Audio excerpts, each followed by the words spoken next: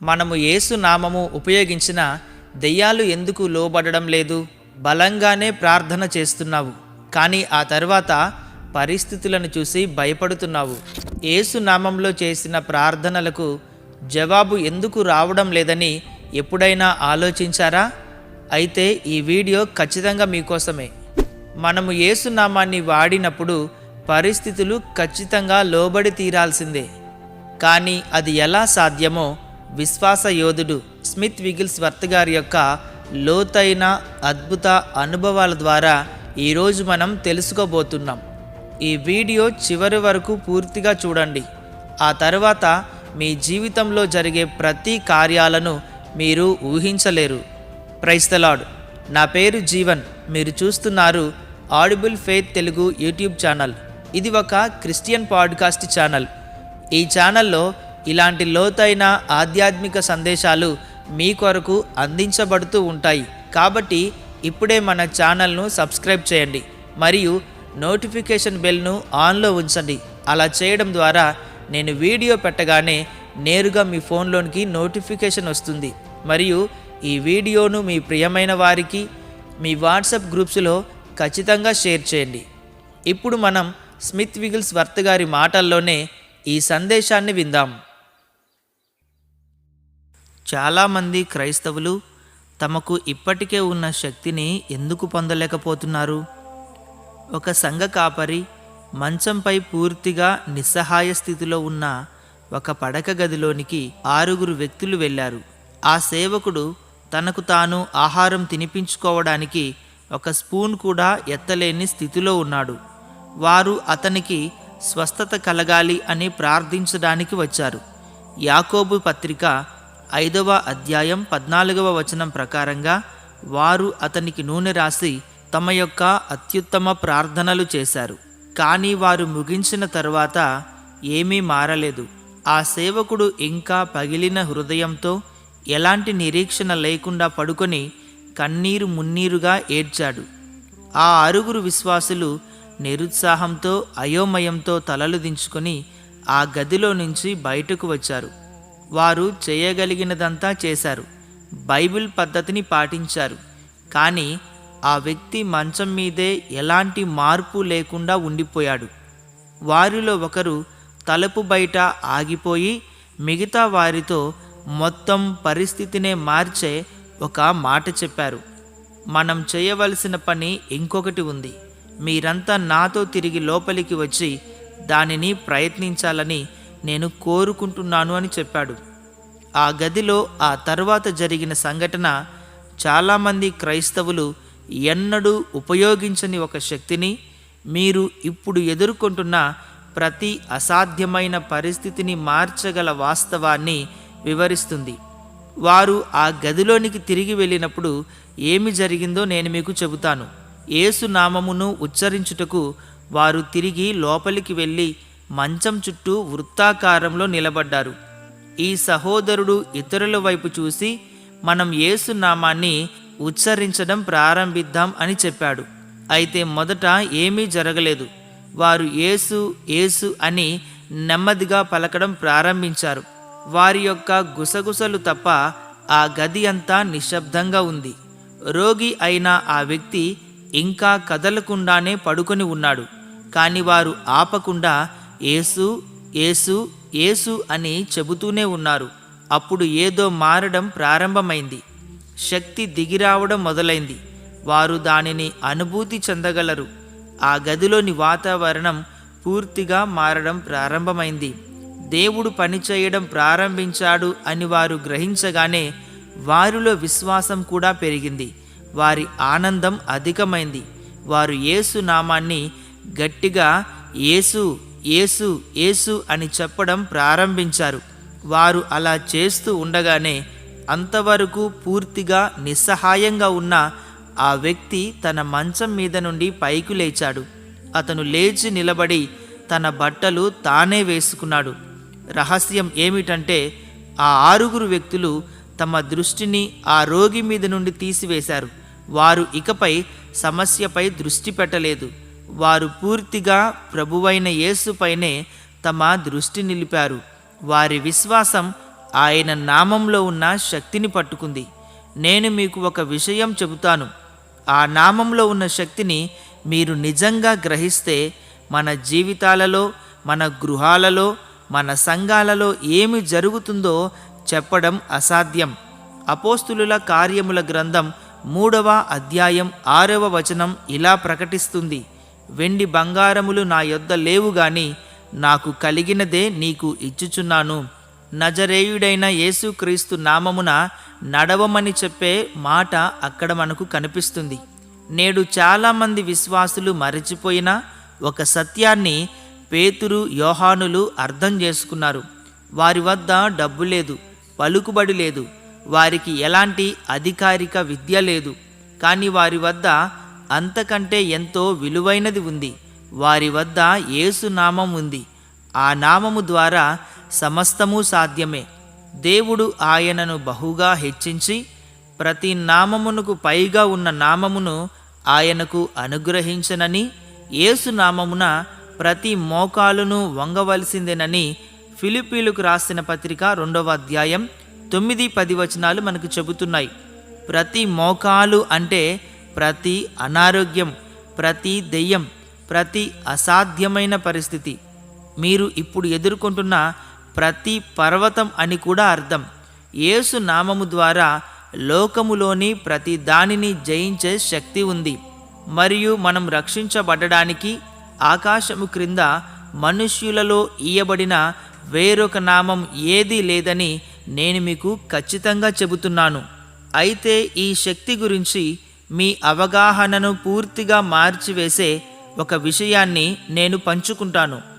నేను ప్రార్థన చేయడానికి వేల్స్ పర్వతంపైకి వెళ్ళడానికి సుమారు 2 సంవత్సరాల ముందు వేల్స్ నుండి 2 యువకులు మా ఇంటికి వచ్చారు. వారు సాధారణ యువకులే, కానీ దేవుని పట్ల ఎంతో ఆసక్తి కలవారు. వారు వెళ్ళే ముందు నాతో ఒక అసాధారణమైన మాట చెప్పారు. మా లాజరును లేపడానికి ప్రభువు మిమ్మల్ని వేల్స్కు తీసుకుని వస్తే మేము ఆశ్చర్యపోము. ఎందుకంటే వారు అప్పటికే ప్రార్థన చేస్తూ ఉన్నారు. పగటిపూట టిన్ గనిలో పనిచేస్తూ రాత్రిపూట సువార్త ప్రకటించే ఒక వ్యక్తి వారి సంఘనాయకుడిగా ఉన్నాడని వారు వివరించారు. సువార్త కోసం అతను తన సర్వస్వం అర్పించాడు. కానీ దాని ఫలితంగా అతను కుప్పకూలిపోయాడు. అతనికి క్షయవ్యాధి సోకింది.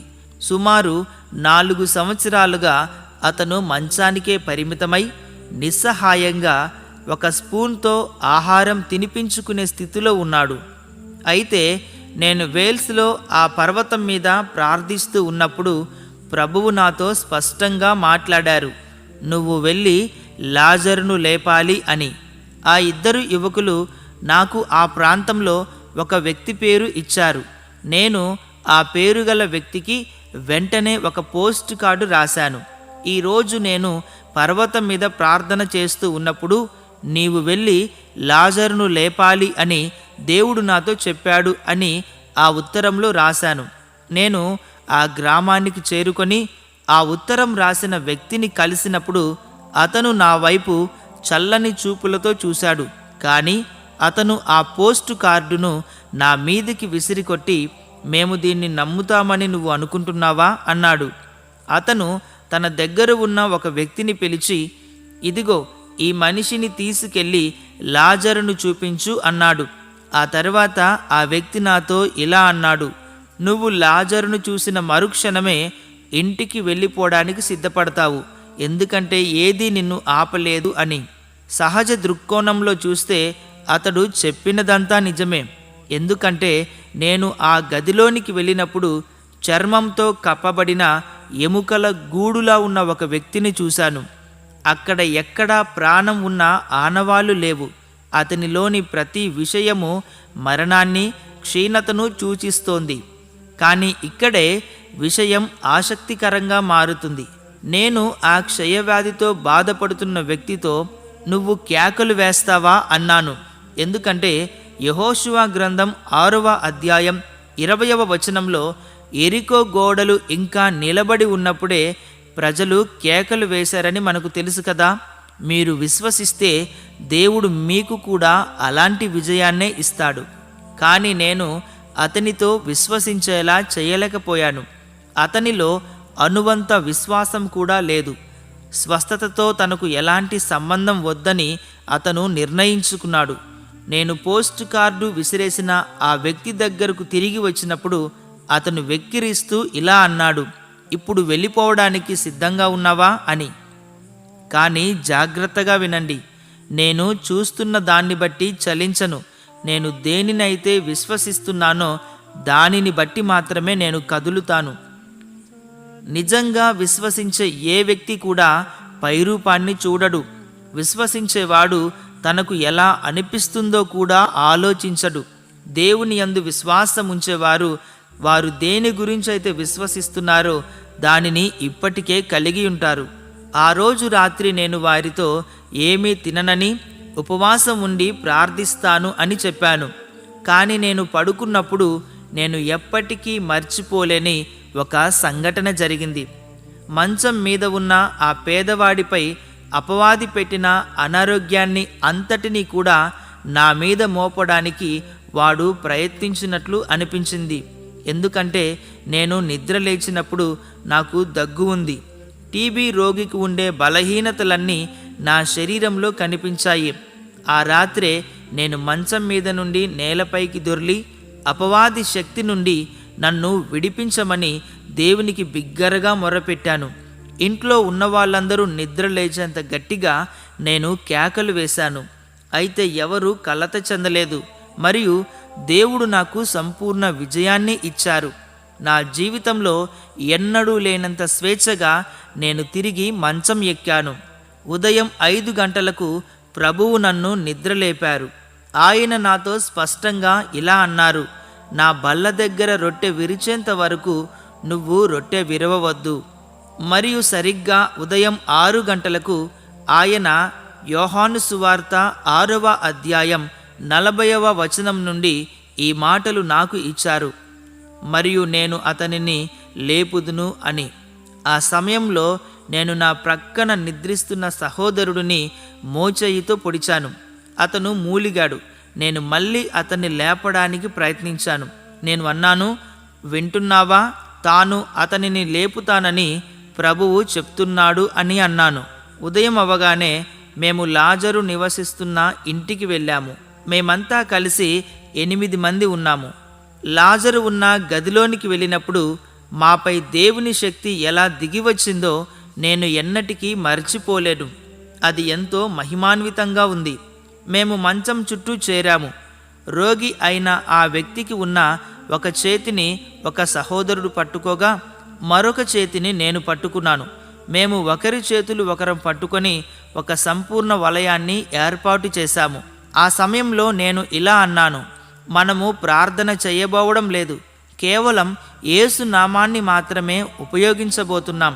అయితే మేమంతా మోకరించి ఆ ఒక్క మాటను పదే పదే పలికాము, యేసు యేసు యేసు అని.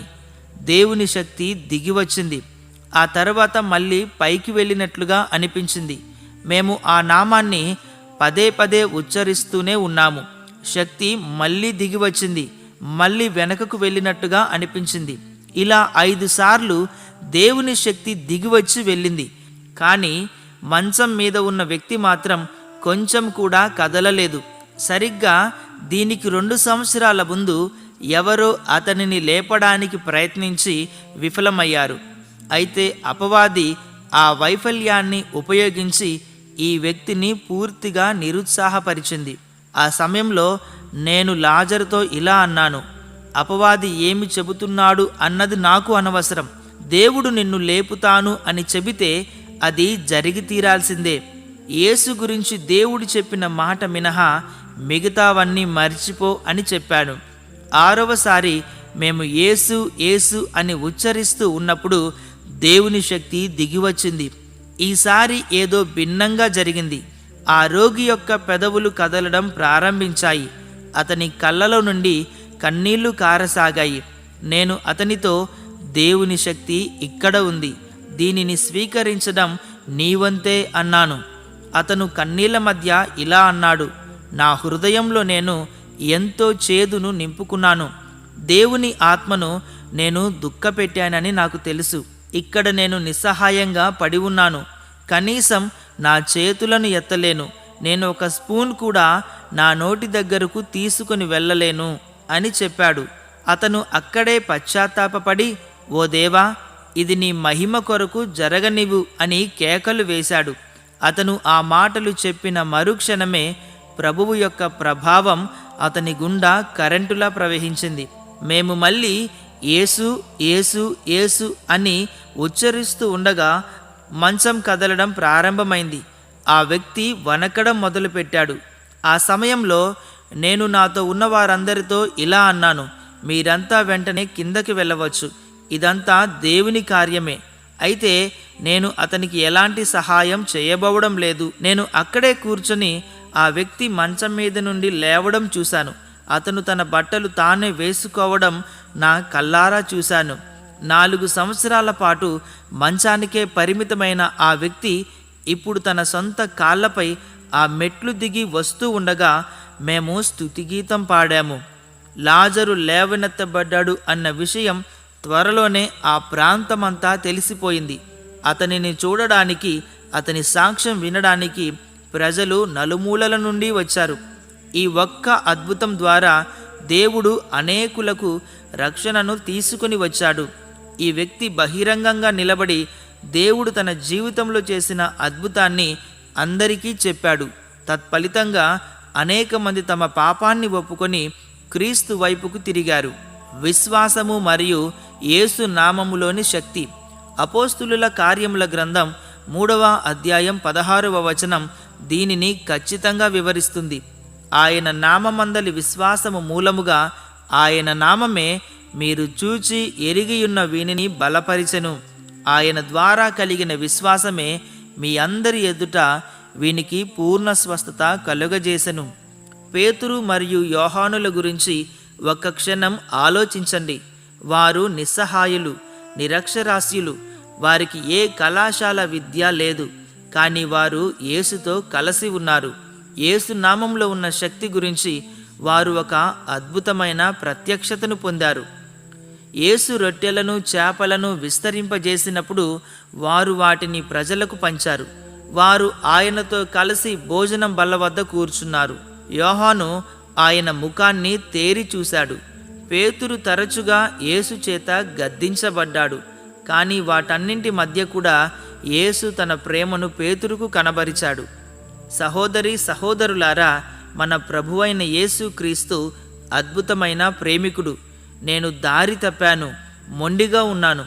ఒకానొక సమయంలో నియంత్రించలేనంత కోపాన్ని కలిగి ఉండేవాణ్ణి.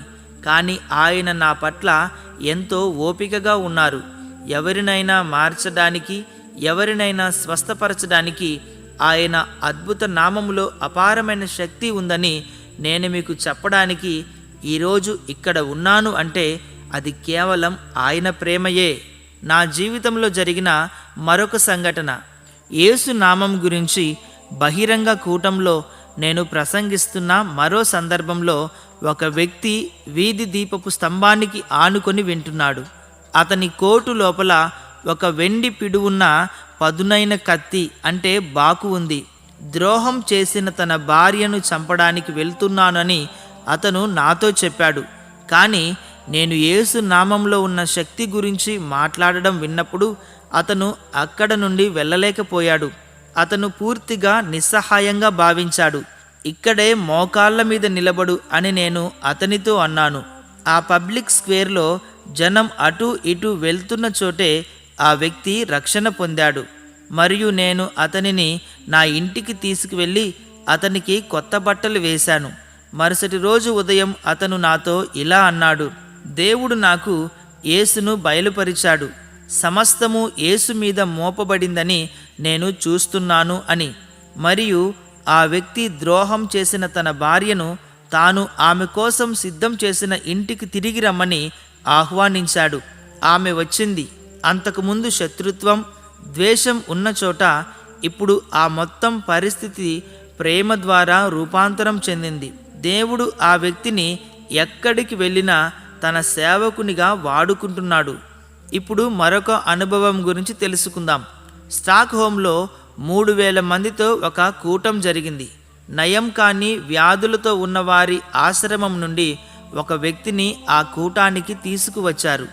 అతనికి పక్షవాతం ఉంది. అతని శరీరం అంతా అదుపు లేకుండా వణుకుతూ ఉంది. అతను ఆ ప్రజలందరి ముందు లేచి నిలబడి మరో 2 వ్యక్తుల మద్దతుతో చేతికర్రలు ఉపయోగించి వేదికపైకి వచ్చాడు. యేసు నామంలో నేను అతనిని అభిషేకించినప్పుడు దేవుని శక్తి అతని పైకి దిగివచ్చింది. నేను అతనిని ముట్టుకున్న మరుక్షణమే అతను తన చేతి కర్రలను వదిలేశాడు. అతను యేసు నామంలో నడవడం ప్రారంభించాడు. అక్కడ ఉన్న వాళ్ళందరూ చూస్తూ ఉండగానే అతడు ఆ మెట్లు దిగి ఆ పెద్ద భవనం చుట్టూ నడిచాడు. స్కాండినేవియా అంతటా జరిగిన కూటాలలో దేవుడు తన నామము ద్వారా శక్తివంతంగా పనిచేయడం నేను చూశాను. గ్రుడ్డివారు చూపు పొందారు, కుంటివారు నడిచారు, క్షయవ్యాధితో బాధపడుతున్న వారు సంపూర్ణ స్వస్థత పొందారు, మరియు పాపులు రక్షించబడ్డారు. నయం కాని వ్యాధుల ఆశ్రమంలో కేవలం 1 గంటలోనే ప్రభువు సుమారు 20 మందికి సంపూర్ణ విడుదల దయచేశాడు. వారి సాక్ష్యాలు అద్భుతంగా ఉన్నాయి. ఒకరు, నేను చెవిటివాడిని, వారు ప్రార్థించారు, యేసు నన్ను స్వస్థపరిచాడు అని చెప్పారు. మరొకరు, నాకు క్షయవ్యాధి ఉండేది, ఇప్పుడు నేను విడిపించబడ్డాను అని చెప్పారు. దేవునికి స్తోత్రం కలుగునుగాక. ఇప్పుడు మీకు నా సవాలు. నేను చెప్పేది జాగ్రత్తగా వినండి, ఎందుకంటే చాలామంది క్రైస్తవులు ఎన్నటికీ చేయని ఒక సవాలును నేను మీకు విసరబోతున్నాను. చాలామంది విశ్వాసులు తమ జీవిత కాలమంతా యేసు నామంలో ఉన్న శక్తి గురించి వింటూనే ఉంటారు.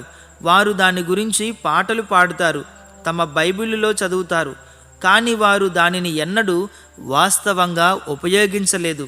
నేను గ్రహించింది ఏమిటంటే, చాలామంది క్రైస్తవులు యేసు నామంలో ఉన్న శక్తి కంటే తమకున్న సమస్యల గురించే ఎక్కువగా ప్రభావితమవుతారు. వారు తమ అనారోగ్యాన్ని చూసి ఇది అసాధ్యమంటారు. వారు తమ ఆర్థిక పరిస్థితిని చూసి దీనిలో నుండి బయటపడే మార్గం లేదు అంటారు. వారు తమ విచ్ఛిన్నమైన సంబంధాలను చూసి దీనిని బాగు చేయలేము అంటారు. కానీ అసలు సమస్య మీకున్న సమస్య పరిణామం కాదు. అసలు సమస్య ఏమిటంటే, యేసు నామంలో మీకు ఇవ్వబడిన అధికారాన్ని మీరు నిజంగా విశ్వసించి ఉపయోగిస్తారా లేదా అన్నదే. ఫిలిప్పీలకు రాసిన పత్రిక 2వ అధ్యాయం 10వ వచనంలో కొన్ని మోకాళ్ళు మాత్రమే వంగుతాయి అని చెప్పలేదు, ప్రతి మోకాలు అని చెబుతుంది. అంటే క్యాన్సర్ అనే మోకాలు వంగాలి, డిప్రెషన్ కృంగుబాటు అనే మోకాలు వంగాలి, పేదరికం అనే మోకాలు వంగాలి, వ్యసనం అనే మోకాలు కూడా వంగి తీరాల్సిందే. యేసు నామానికి ప్రతిదీ లోబడవలసిందే. కానీ చాలామంది క్రైస్తవులు ఎదుర్కోని సత్యం ఇక్కడే ఉంది. మీరు వాస్తవంగా ఆ నామాన్ని ఉపయోగించాలి. మీ పరిస్థితిపై ఆ నామాన్ని ఉచ్చరించాలి. మీ సమస్య గురించి మాట్లాడడం మానేసి దానిపై యేసు నామంలో ఉన్న శక్తిని ప్రకటించడం ప్రారంభించాలి. చాలామంది క్రైస్తవులు విశ్వాసం స్థానంలో ఆందోళనను పెట్టుకున్నారు. వారు దేవుని వాక్యాన్ని ప్రకటించడానికి బదులు ఫిర్యాదు చేయడం అలవాటు చేసుకున్నారు. వారు యేసు నామంలోని శక్తికి బదులుగా వైద్యుల అభిప్రాయాలను, నిపుణుల అంచనాలను, మానవ మేధస్సు పరిమితులను విశ్వసిస్తున్నారు. ఈరోజు నేను మీకు ఒక ధైర్యమైన సవాలును విసురుతున్నాను. రాబోయే 30 రోజుల పాటు ఆ సంఘ కాపరి పడక గదిలో ఆ 6 వ్యక్తులు చేసిన పనిని మీరు చేయాలని నేను కోరుకుంటున్నాను. మీ అసాధ్యమైన పరిస్థితి నుండి మీ కళ్ళను తీసివేసి వాటిని పూర్తిగా యేసుపై కేంద్రీకరించాలని నేను కోరుకుంటున్నాను. పరిస్థితులు ఎంత దారుణంగా ఉన్నాయో అని వాటి కోసం మాట్లాడడం మానేసి మీ జీవితంలోని ప్రతి రంగంలో యేసు నామాన్ని ఉచ్చరిస్తూ స్పష్టంగా పలుకుతూ ప్రకటించాలని నేను కోరుకుంటున్నాను. మీ జీవితంలో ఆ భయం వచ్చినప్పుడు దానిని విశ్లేషించకండి, దాని గురించి చర్చించకండి. కేవలం యేసు అని చెప్పండి.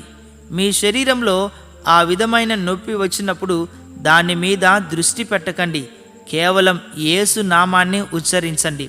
మీరు చెల్లించవలసిన బిల్లు వచ్చినప్పుడు దానిని ఎలా చెల్లించాలో మీకు తెలియనప్పుడు భయపడడానికి బదులుగా యేసు మీరే నా పోషకులు అని ప్రకటించండి.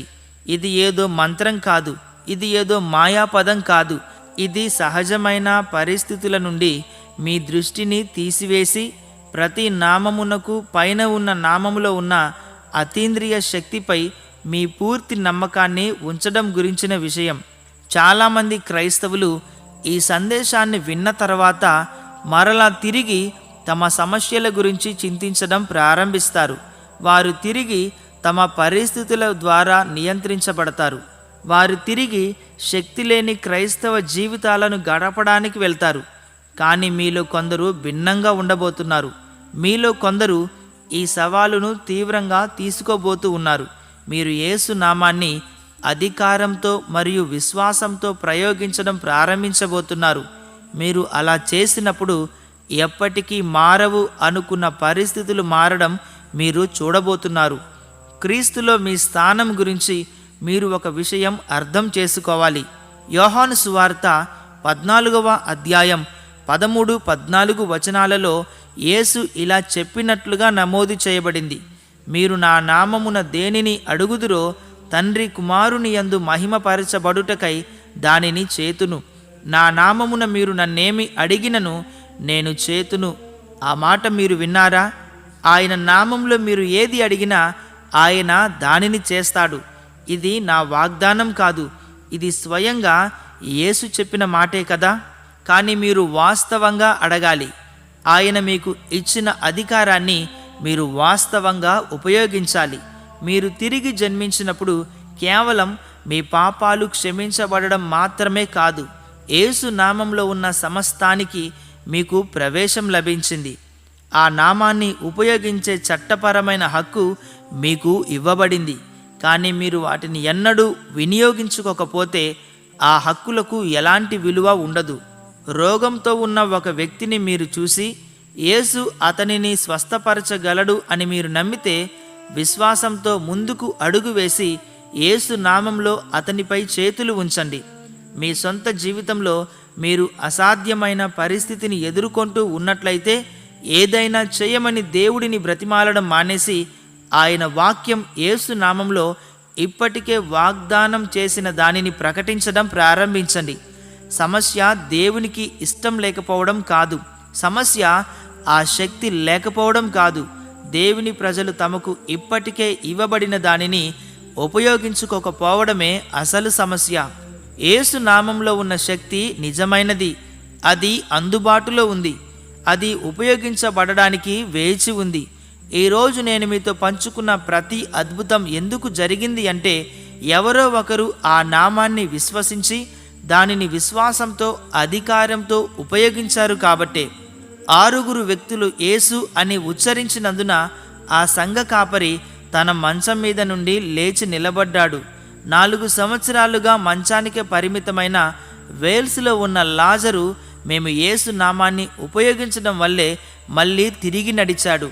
తన భార్యను హత్య చేయడానికి వెళుతున్న ఆ వ్యక్తి ఆ నామంలో ఉన్న శక్తి ద్వారానే రక్షించబడి రూపాంతరం చెందాడు. స్టాక్ హోమ్లో పక్షవాతంతో ఉన్న ఆ వ్యక్తిని యేసు నామంలో నేను అభిషేకించినప్పుడు తక్షణమే స్వస్థత పొందాడు. ఈరోజు అదే శక్తి మీకు అందుబాటులో ఉంది. ఈ అద్భుతాలన్నీ చేసిన అదే యేసు ఇప్పుడు సజీవంగా ఉన్నారు. ఆయన నామం తన శక్తిని ఏమాత్రం కోల్పోలేదు. భూమి ఆకాశములు గతించిపోవచ్చు, కానీ మత్తయి సువార్త 28వ అధ్యాయం 18వ వచనంలో యేసు ప్రకటించినట్లుగా పరలోకమందును భూమి మీదను నాకు సర్వాధికారం ఇయ్యబడి ఉన్నది అని యేసు చెప్పిన మాటలు గతించిపోవు. మరియు తన నామాన్ని ఉపయోగించుకునే హక్కును ఆయన మీకు ఇచ్చాడు. ఆ అధికారానికి ఆయన మీకు ప్రవేశం కల్పించాడు. ప్రశ్న ఏమిటంటే మీరు దానిని ఉపయోగిస్తారా? శక్తి లేని క్రైస్తవుడిలా జీవించడం మానేయండి. మీ మార్గంలో వచ్చే ప్రతి పరిస్థితి యొక్క దయ మీద మీరు ఆధారపడి ఉన్నట్లు ప్రవర్తించడం మానేయండి. ప్రతి నామానికి పైన ఉన్న నామం మీకు ఇవ్వబడింది. మీరు దానిని ఉపయోగించండి, దానిని ప్రకటించండి, దానిపై మీ విశ్వాసాన్ని ఉంచండి. కళ్ళు మూసుకొని ప్రార్థనలో ఏకీభవించండి. ప్రార్థన. తండ్రి, శక్తివంతమైన యేసు నామంలో నేను ఇప్పుడు ఈ సందేశాన్ని వింటున్న ప్రతి ఒక్కరితో పాటుగా మీ ముందుకు వస్తున్నాను. పేరు పెట్టబడిన ప్రతి నామానికి మీ నామము పైగా ఉన్నదని నేను ప్రకటిస్తున్నాను. యేసు నామమున ప్రతి మోకాలు వంగాలని నేను ప్రార్థిస్తున్నాను. ప్రభువా, విశ్వసించే వారి పక్షాన పనిచేయడానికి మీకున్న శక్తిని, మీ ఇష్టాన్ని గురించిన సాక్ష్యాలను మేము ఈరోజు విన్నాము. ఈ క్షణమే ప్రతి హృదయంలో విశ్వాసాన్ని రేకెత్తించమని మేము మిమ్మల్ని ప్రార్థిస్తున్నాము. మీ శక్తిని చూడడానికి బదులుగా మా పరిస్థితుల వైపు చూసిన ప్రతి క్షణాన్ని క్షమించండి. ఈ క్షణమే ఈ సందేశంలో ప్రస్తావించబడిన ప్రతి అనారోగ్యంతో, ప్రతి బంధకంతో, ప్రతి అసాధ్యమైన పరిస్థితితో నేను మాట్లాడుతున్నాను మరియు నజరేయుడైన యేసుక్రీస్తు నామమున వంగమని దానికి ఆజ్ఞాపిస్తున్నాను. మీ శక్తిని విడుదల చేయండి. మీ స్వస్థతను విడుదల చేయండి. మీ విడుదలను పొందుకునే విధంగా మమ్ములను దీవించండి. ఈ వాక్యాన్ని విన్న ప్రతి ఒక్కరూ యేసు నామంలో మీరు మాకు ఇచ్చిన అధికారాన్ని ఉపయోగించడానికి ధైర్యంగా ముందుకు వెళ్ళనివ్వండి. యేసు నామమున ప్రార్థించి వేడుకొనుచున్నాము తండ్రి. ఆమెన్. ఇప్పుడు మీ రోజు వారి అభ్యాసం ఇక్కడ ఉంది. ప్రతిరోజు ఉదయం మీరు నిద్ర లేచినప్పుడు మీరు మరే పని చేయకండి. మీ రోజు మీద, మీ కుటుంబం మీద, మీ ఆరోగ్యం మీద, మీ ఆర్థిక పరిస్థితి మీద మరియు మీ భవిష్యత్తు మీద యేసు నామాన్ని కేవలం 5 నిమిషాల పాటు ప్రకటించండి. దేనిని అడగకండి. విశ్వాసంతో ఆయన నామాన్ని మాత్రమే ప్రకటించండి. మీరు దీనిని ప్రతిరోజు అలవాటు చేసుకున్నప్పుడు మీ జీవితంలో రాబోయే మార్పులను మీరే చూడండి. అయితే యేసు నామాన్ని పలకడం అనేది ఆత్మీయ అధికారంలో నడవడానికి ఒక ప్రారంభం మాత్రమే. ప్రియమైన సహోదరి సహోదరులారా, ఇప్పటి వరకు చాలా ఓపికగా మీరు ఈ ఆడియో సందేశాన్ని విన్నందుకు మీకు హృదయపూర్వక కృతజ్ఞతలు. మన పరిస్థితుల కన్నా యేసు నామంలో ఉన్న గొప్ప శక్తి గురించి మీరు తెలుసుకున్నారు మరియు మీకు ఇవ్వబడిన సవాల్ను స్వీకరించడం ద్వారా ఈ శక్తిని మీరు కూడా అనుభవించవచ్చు. ఈ సందేశం మీకు ఆశీర్వాదకరంగా ఉన్నట్లయితే ఐ బిలీవ్ ఇన్ జీసస్ అని ఖచ్చితంగా కామెంట్ చేయండి. ఇంతకుముందు మన ఛానల్లో ప్రచురించబడ్డ పరిశుద్ధాత్మను ఎందుకు అవమానిస్తున్నారు అనే వీడియో లింకు నేను ఇక్కడ ఇస్తాను. అదేవిధంగా ఈ ఒక్క విషయం తెలిస్తే చాలు సాతాను మీకు వణికిపోతాడు అనే వీడియో లింకును నేను ఇటువైపు ఇస్తాను. మీరు క్లిక్ చేయడం ద్వారా నేరుగా ఆ వీడియోలను కూడా చూడవచ్చు. నెక్స్ట్ వీడియోలో మరొక మంచి ఆధ్యాత్మిక సందేశంతో మళ్ళీ కలుద్దాం. దేవుని కృప మీకు తోడైండునుగాక. Jesus loves you. Amen. Okay.